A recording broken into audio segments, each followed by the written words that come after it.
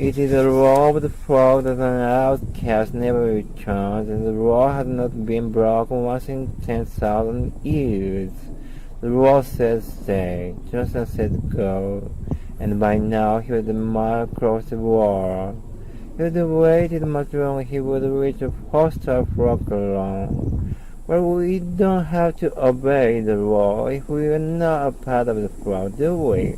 Richard said, rather self-consciously. Besides, if there's a fight, we'll be a lot more help there than here. And so they flew in from the west that morning, 8 of them in a double diamond formation, wingtips almost overlapping. They came across the Frog's Council beach at 135 miles per hour.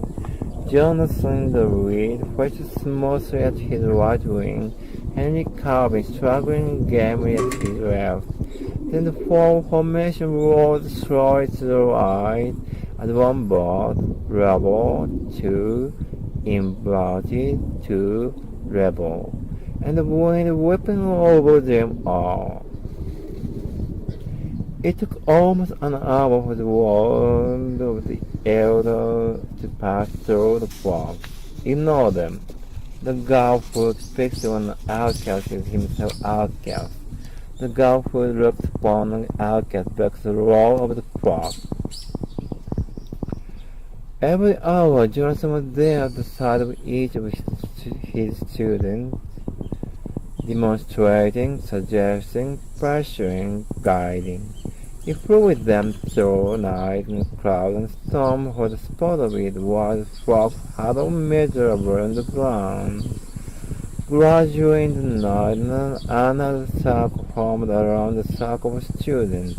A circle of curious girls wrestling in the darkness for hours on end, and wishing to see or be seen of one another, fading away before daybreak. It was much after the return that the first girl with the frog crossed the line and asked one how to fly. In his asking, Terence Rower girl became a condemned bird, Robert the outcast, and the ace of Johnson's students. The next night from the fog came Mark Maynard, the girl, wobbling across the sun, dragging his left wing to collapse at Johnson's feet. "Help me," he said very quietly, speaking the way that the dying speak. "I want to fly more than anything else in the world." "Come along then," said Johnson. "Climb with me away from the ground and we'll begin. You don't understand my wing. I can move my wing. Maynard girl, you have the freedom to be yourself, your true self, here now, and nothing can stand in your way. It is the law of the great girl, the law that is. Are you saying I can fly? I say you are free." As simple and as quite quickly as that, Mark Maynard girl spread his wings effortlessly and drifted into the dark night air. The frog was roused from sleep by his cry, as loud as he could scream it from 500 feet up. "I can fly! Listen, I can fly!" By sunlight, there were nearly 1,000 birds standing outside the circle of students looking curiously at Maynard. They didn't care whether they were seen or not, and they listened trying to understand Livingston Seagull. "Sit aside," came a voice from the multitude. "Even if it be the law of the frog, the only true law is that which leads to freedom." Johnson said, "There's no other. How do you expect us to fly as you fly?" Came another voice. "You're special and gifted, divine above other words. Dr. Fletcher, Rower, Charles Rowland, Judy Lee, are they also special and gifted and divine? No more than you are, no more than I am.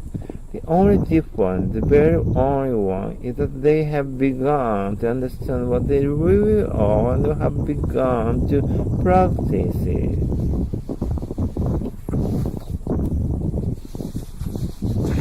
The crowd grew larger every day, coming to question to idolize the scorn. They say in the crowd that if you are not the son of the great God himself, Richard told Jonathan one morning after advanced speech practice, then you are 1,000 years ahead of your time. Jonathan sighed. The price of being misunderstood, he thought. They call you double, or they call you God. What do you think, Fletch? Are we ahead of our time? A long silence.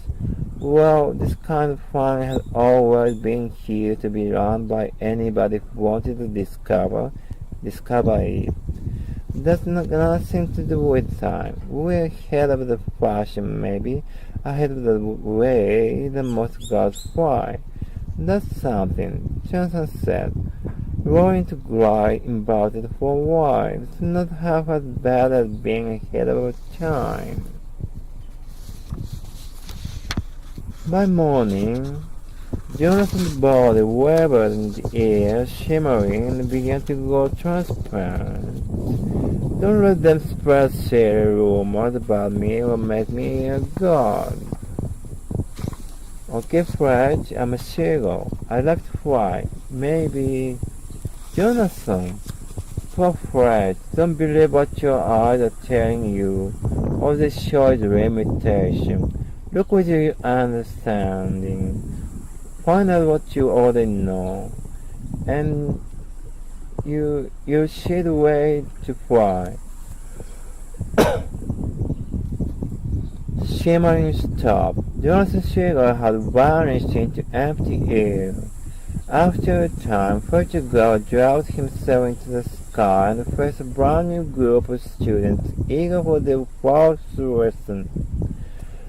To begin with, he said heavily, you've got to understand that the seagull is an unlimited idea of freedom, an image of the great God, and your whole body, from wingtip to wingtip, is nothing more than your soul itself.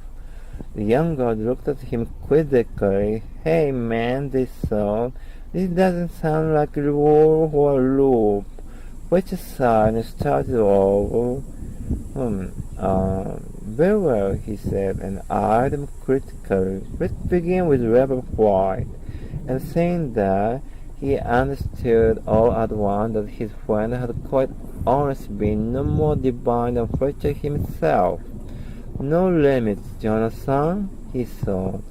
Well then, the time is not distant when I'm going to appear out of thin air on your beach and show you a thing or two about flying.